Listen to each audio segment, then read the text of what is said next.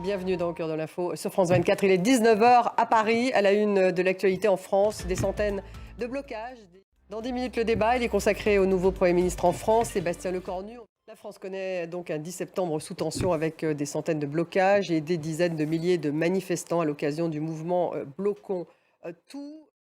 De l'Intérieur, 175 000 participants à ce mouvement. En tout cas, ce sont les chiffres de cet après-midi. On retrouve tout de suite Marie Schuster, place des Fêtes, dans le 19e arrondissement à Paris. Marie, où en est-on? Quel bilan peut-on faire de cette journée à Paris? Merci Marie. Marie Schuster, donc envoyée spéciale dans le cortège parisien. Dans le reste de l'actualité internationale, la Pologne qui déclare avoir déployé la nuit dernière ses défenses aériennes pour détruire des drones russes.